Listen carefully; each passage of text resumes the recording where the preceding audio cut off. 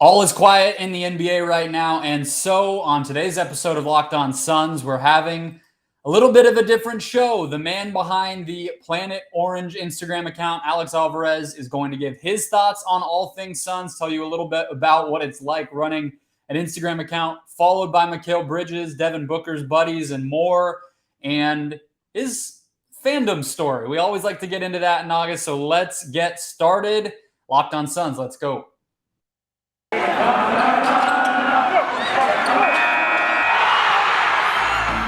You are Locked On Suns, your daily Phoenix Suns podcast. Part of the Locked On Podcast Network, your team every day.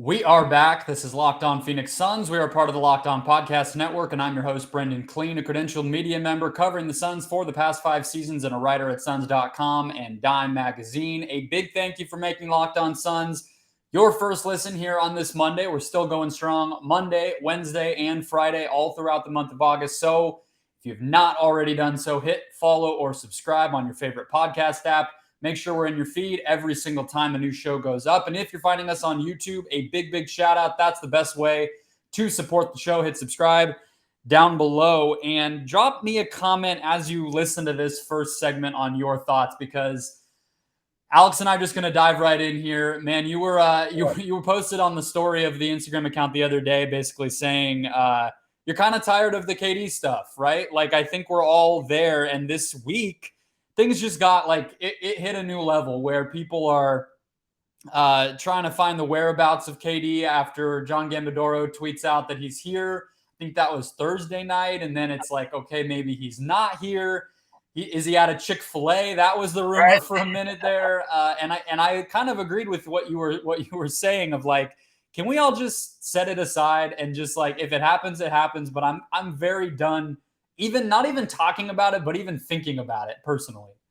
Yeah, absolutely. I believe, when the news first came out, I was very much so like, oh my God, I was excited. That was my first initial reaction. And then really getting to like understand the situation where he's not in control. He's not bullying the Nets to doing really what he wants to happen. And I feel like from the Nets perspective, I feel like they messed up that James Harden trade.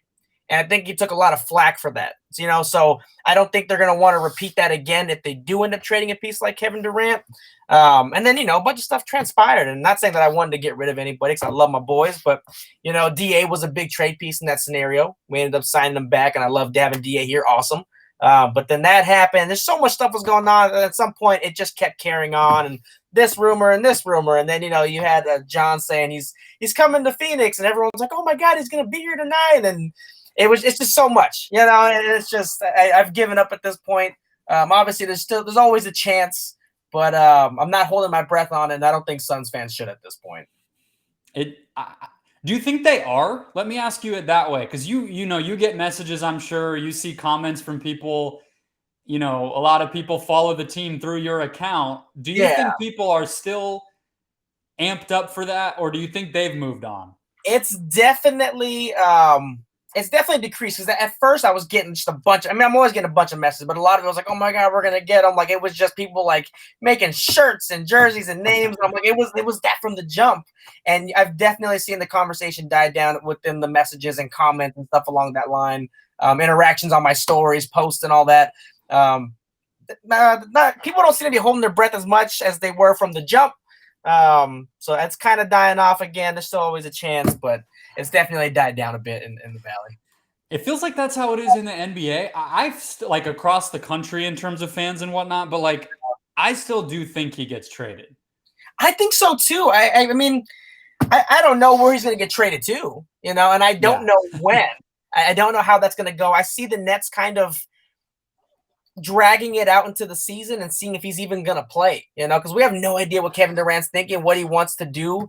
So I think they're going to drag it out, see if he's going to play the season at all. And worst case, I mean, they'll trade him at the trade deadline. I see that kind of happening, but I definitely see it being dragged out. It's not, I thought it was going to happen soon. And then a couple of weeks went by, and then a month went by, and then it just kind of kept going. I'm like, it's not going to be soon. No, I'm with you in terms of like, some of the other stuff getting thrown out there at this point makes me a little skeptical that the Suns have the best offer. There's still the chance of he wants to be here so bad that it happens. So I get Suns fans who are still holding out hope. I still think the Suns are in this. I'm like you. I don't even know what to say anymore because I don't know where this goes next. Yeah. But to your point with Harden, my last point on this, because I want to get to some other stuff from the team this offseason with you right now too, is you mentioned with the Harden stuff how ugly it's been for them lately, right? They basically had I guess the season, the real COVID season, they were pretty good when they got Harden. They were healthy for the playoffs. Obviously, then the second round, guys get hurt, and KD takes them to 7, whatever. That was like a good season, all things considered, but it was still pretty chaotic.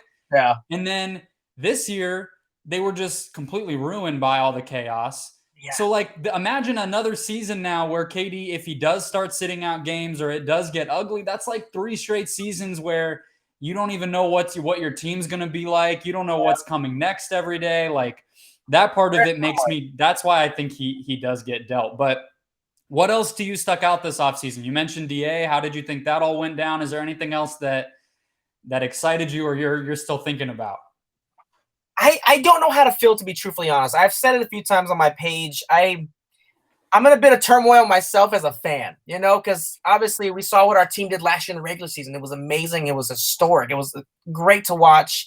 And rather it was injuries, if it was COVID, we saw this team struggle in the first round. They just did. And then we saw them go up, very inconsistent come postseason. And not that I was uncomfortable running it back with the same team, because obviously a very talented team. But I feel like we almost didn't do too much in the offseason. We lost JaVale. And obviously, we had some, like Josh Okogie came. I can't think of the other guy's name from the Spurs that came over. We got my guy from Ohio State, Indiana technically, but, Ohio State, my guy. So we had Dwayne Washington. There we go. Almost forgot his name. And, I don't know. I don't know how to feel. I'm happy we got DeAndre Ayton back. I think he wanted to be here. I think he obviously wanted to get paid like anybody else, make the most money as you can while you can. I don't blame him for it. So excited to have him back. I just don't know how to feel at the moment. I still feel like the Suns, James Jones works in silence. We all know that. So we don't know what's going on behind the scenes with Kevin Durant. Even that's still on the table. I don't know.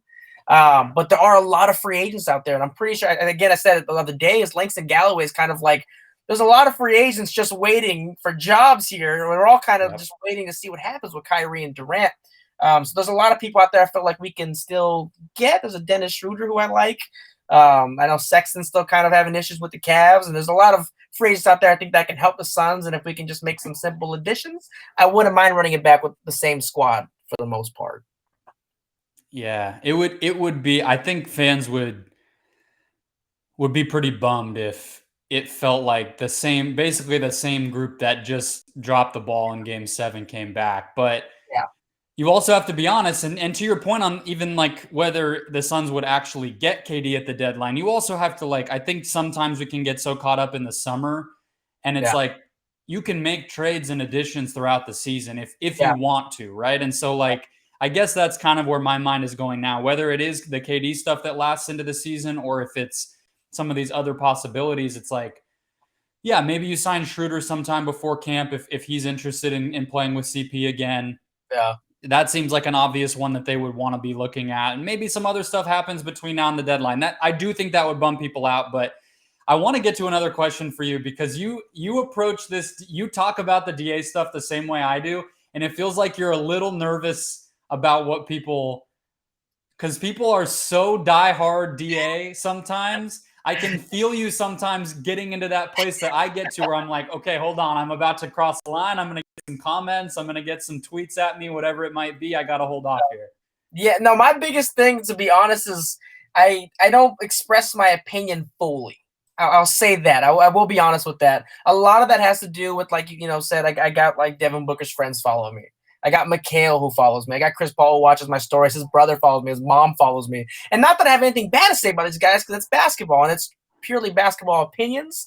But, I had like DeAndre Ayton's brother unfollow me on Instagram. And I didn't even say it. There's certain stuff that I try not to say, but I post stuff because I want people to, things I'm interested in, I think that are newsworthy. I share that, put my somewhat opinion on it. And I think I refrain more so, not just because the general fan base, but more specific people who follow me, and I don't want to offend family. If I'm being truthfully honest, it is more that than anything.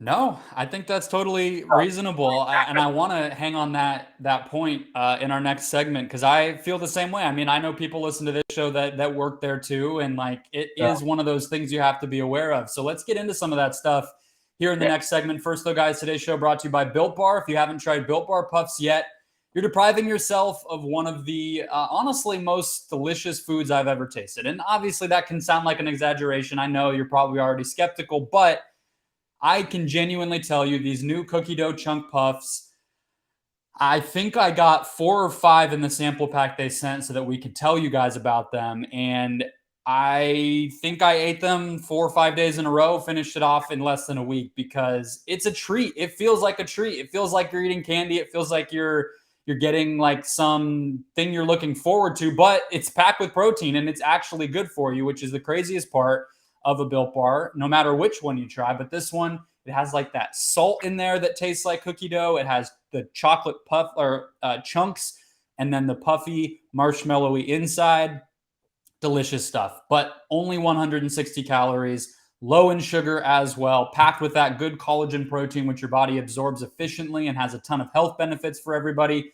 And of course, tastes delicious. So ditch the calories, fat, and sugar and grab yourself a Built Bar now. Go to Built.com, use the promo code LOCKEDON15 to get 15% off your next order. That's promo code LOCKEDON15 for 15% off at Built.com. All right, back here with Alex Alvarez, who runs the Planet Orange Instagram page. And we were talking just before that break, Alex, about the line you kind of have to walk with these things. And like you run probably, as far as I've ever seen, the biggest page that Suns fans look at. And I've had friends, you put a couple of my tweets on it in the past, and people will send me stuff and be like, damn, like, look. And I'm like, okay, like, you know what I mean? I guess that's cool. Like, but it shows me how many people pay attention to your page. And looking through, because I follow some of these people on IG myself, so it shows up that they follow your page too. We were talking about some of them, whether it's books, kind of, you know, family and friend group. He keeps things tight, so those people are really, they matter to him. And it's Mikhail, and it's, you mentioned some people in DA's circle and whatever it might be. But what's the craziest moment you've had where you're like, whoa, like people are seeing this stuff who I never would have thought are seeing my stuff? Man, that's tough. So it's hard to vary. So I'll give you a couple, actually. Javon Carter, who still follows me actually to this day, he's not on the Suns anymore. I remember I was posting a story because when the pandemic broke out, my friend worked for the Suns. He gave me a bunch of game-worn shoes. So I was posting all of them and showing that stuff. And Javon DM'd me randomly, and he was like, I'm going to bless you with a pair. And I was like, oh, cool. Like, all right, like, awesome. So he'd message me every now and then. I was trying to get down to Phoenix, couldn't do it. And it was actually the first playoff game against the Lakers. And I was like, I'm going to be in town for this game. Like, can I give me the shoes then? And he was like, yeah, man. He's like, just get there for warm-ups. I'll meet you there, blah, blah, whatever. And I show up, and I'm so excited just to be there for the first time that I almost forgot about the shoes, and I forgot about the whole interaction. Okay, it's horrible. And I'm there with my mom, and I'm just like, the moment was amazing. Because last time we were in the playoffs, I was super little, and I was just absorbing all of it. And all of a sudden it clicked, and I was like, oh my God, I have to go meet Javon Carter for these shoes. And so I run over, and I see him, he's working out. So I'm like, okay, I got to get down there. And as I get to the tunnel area, kind of behind the basketball court, there's a security guard there. And I was like, hey, man, I was like, you mind if I walk down there real quick? I was like, I got to meet Javon Carter. He kind of looked at me like, you're like, you're lying, like, whatever. And eventually he was kind of just like, all right, bro, like, I didn't see nothing. So he literally turned away. And I run down to the bottom. And I don't know if you know a Veronica, the Suns Tutu fan. She kind of, so I freaking love her.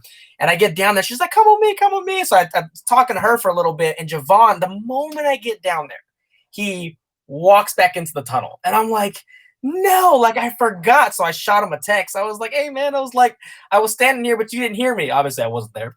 So I was like, there's no way he's going to acknowledge this text before the playoff game, come back out and give me shoes. I'm standing there, and all of a sudden I see him come out with 2 pairs that he was wearing, and he like signed them, came over, gave them to me, and I was just like, dude, that was super cool. And it's cool to think that like it just started for me not even asking him, just kind of posting stuff, and out of the kindness of his heart that he was able to come out and do that. Another weird thing was super cool. I don't know if you know Devin Booker's brother, Devon. He's a super nice guy. His friend, his whole group of people around him, they're super awesome, super humble people. I was sitting courtside, and I believe I'm not mistaken, it was a game that I sat next to Bill Russell, and it was when Kobe Bryant passed away, and the Suns did like a memorial thing for him. Mm-hmm. And I remember sitting there. I remember seeing Devon. He wasn't sitting courtside. He was sitting somewhere kind of like first row on the stands, kind of. And we kind of made eye contact, and I didn't think much of it, but he got up and like came over and like, "What's up, Alex?" Like came over and hugged me, and I was just like, I played it cool, But in my head, I was like, "Yo, like that's like super chill." There's been a lot of stuff that's happened, but those two were super cool to me. Yeah, that story I feel like is the exact type of thing that shows you why Javon's still so like beloved here. You know what I mean? Yeah. Like he got his opportunity to finally make it in the league here, and you can tell like he never really forgot that. And absolutely. The guys still love him, whether it's Mikhail or Cam or whoever. They're all work out together too still. So they're super close, yeah. Yeah, for sure. I know that I think Mikhail and him used to go dog walking together. If you would see during COVID when they were all cooped up, they used to go walk their dogs and whatnot. So yeah, and Book's people, like, they've embraced Phoenix too, like that's genuine. If you're ever down there, just kind of sitting before, like way before the game starts, you'll always see those guys. And if they're in town, if they're around, and he's super good about always, saying hi to the fans around. So yeah, that's really cool, man. But so how long have you run the account? When did you first start like really getting into it? I think it was 2017. I don't know the exact date. I think it was July or something. 2017, I'm pretty sure was the year. So it's been about 5 years now. It's crazy. Time kind of flew by. It's great. Yeah, I didn't realize like making it, it would take up a lot of my time in a good way. Like I didn't realize how much it was gonna entail, and how much it would grow and what it would do for me personally. But it's absolutely amazing. But I think it was 2017 when I started getting really into it. I think I first became aware of it 2020, probably like, when we're all just on our phones like 10 times as much as we used to be all of a sudden. But that's cool. I mean, what types of, because I'm sure the fan interaction stuff is probably really cool for you as well. Like getting to have that connection. I know that's probably the coolest part of it for me of doing this show is just the different moments. Like I did a thing where I had people be able to call in on a Google Voice line after the finals last year. And I was like, just call and leave me voicemails. I got only 5 or 10, because I know people are always, they might be nervous to send their voice or whatever, but just hearing from people, getting to see what people are talking about in the comments, like that's really awesome for me. So are there any moments like that come to mind for you? People are awesome. Like 95, 99, a high number percent of the interaction is absolutely amazing. Obviously, you get some people just because people are people that are, it's a bit strange. But yeah, no, I have embraced it, man. It is one of the coolest things ever happened in my life. I'll say it real quick. I started the page 2017. Someone really close to me passed away, and throughout my life, sports has been a positive escape for me. And I've always loved the Phoenix Suns, and I was like, let's just do something, And it started off something simple, and then it grew into this. And as far as interaction with fans, it's awesome just having normal basketball conversations. Obviously, I'm not even lying. I can't answer all DMs. I have like the 99 plus requests, and it just pours in, especially during the season.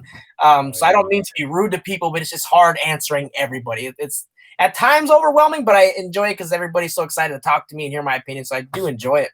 But I think more so it's been the in-person interactions that I was not that I wasn't comfortable with, because I'm fairly social, but it caught me off guard, because at first I remember going to a game one time, and I had a couple people, they're like, Planet Orange, and I was kind of like, just kind of turn and hide a little bit. I was like, this is kind of weird. And then as time went on, I was super excited to meet them. And I've taken pictures of people. I've signed 2 autographs, which is the funniest thing to me. They were little kids, but they were like, dude, like I remember one kid was meant a lot to me because growing up we didn't have a lot of money. and couldn't watch the Suns game, so I listened to it on the radio a lot. I had a little portable Mm-hmm. radio, and this kid, he came up to me and he was like, "I just want to tell you thank you." He was like, "I never got to watch Suns games." He's like, "But you went live for them a lot." And he's like, "I was able to watch them and do this stuff." And I was like, "Dude, that meant so much to me because that was so cool." Like, it was a cool little moment there. Signed like a hat or something for him. But yeah, the fan interaction has been absolutely amazing. Random people out there. I was in the bathroom at the first playoff game, and there was a group of like 6 grown men. I'm in there, and they're all, "Alex, Planet, and they just like lost their cool in there. It was the funniest thing. So I've had a lot of interactions, and I absolutely love it. Still weird to me because I'm not like famous by any means, not by any means. I know that, but it's super cool that like people follow the page and are excited to meet me and stuff like that. So I really do love it. No, it's a great community. That's one of the things that, when the team was bad, I think we all kind of knew that, but it was harder because the team was just bad. So there wasn't a lot of stuff like it was negative in a way. Whereas now, like the past 2 years and like, we've all had our own challenges with all of it, but like the team being good right at the time when they were has been so cool for some of those moments. Cause it's like, we all like really needed this in a way, to be able to have something. You talked about it being an escape. So like, I kind of appreciate it more. Like if they had been really good in like 2018 and then super bad during COVID, I almost feel like I would have been kind of bummed about that. Whereas the timing, it's like, that really worked out well. But let's go back a little bit because I like to talk, especially during these offseason shows, about people's just kind of their relationship with the team. I grew up here. I have this old school flag. I have more stuff that I haven't been able to put up on the walls, but I'd love to hear your story on rooting for the team growing up and all that good stuff. We'll do that right after one more quick break. Yeah. All right. So we've talked about the page with Alex Alvarez, who runs the Planet Orange IG page. We've talked about this offseason, but let's go back even further. So you mentioned you were young the last time they made the playoffs. In 2010, I was 13. So I can relate to not feeling like I experienced those Nash years it's one of those things where being a kid, it's really cool, but like, you don't remember it to quite the same way that you would have if you were an adult. So what was kind of like your relationship? Were you born and raised in Arizona? What was kind of like your path to becoming a Suns fan? Yeah, so I was born and raised Tucson, Arizona, which is like a couple hours out from Phoenix. It's funny because the Suns are my only Arizona team that I do like. So that it honestly, I'm jealous. I wish I only liked one. People can't stand that I don't like anybody else Arizona wise. It's the funniest thing. But yeah, as far as the Suns go, my uncle, I'm named after Alex actually. He was just a Suns fan. I mean, it was a fairly simple thing. He was a Suns fan. We were super close growing up, and he would buy me Suns stuff. He took me to a Suns camp, actually. I don't remember how old I was. I was fairly little because it was a Raja Bell, Eddie House Suns camp. That was obviously a while ago, but it just kind of started from there and never left. I love Steve, and then Steve Nash. That was one of the reasons why back in the day I grew my hair out super long. So I think it was just an influence of my uncle, Steve Nash, and just him kind of keeping me involved with the Suns. So I'll give him all the credit. That's why I'm a Suns fan. Yeah, it's kind of crazy. Like, I mean, obviously in those days, like everybody kind of kept up with it. Yeah.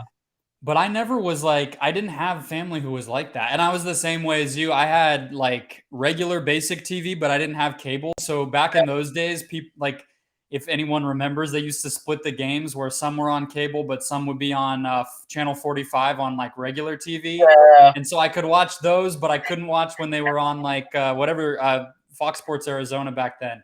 Yeah. So I just would watch, and then like eventually, grew up and got to cover the team and start going to games in person and all that, which has been really cool. But yeah, it's wild, man. But here's another question for you, because I like to do this one too, because this team has had so many interesting random characters. People who listen to this show know the two guys for me are Boris Diaw. He's not super random. He was super important to this team, but not most people's like favorite player ever, but I loved him growing up. And then more recently during the 2013-14 season, Gerald Green. Like those are my two like random Suns that I'll always like love till the day I die. Who is like the guy that's like not Marion, not Nash, not Book, but like the deep cut dude that you just like have always loved?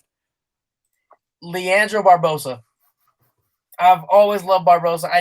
The blur, man. I don't know what it was. Well, I guess I can kind of narrow it down. I'm a sports fanatic. Soccer wise, I love Brazil.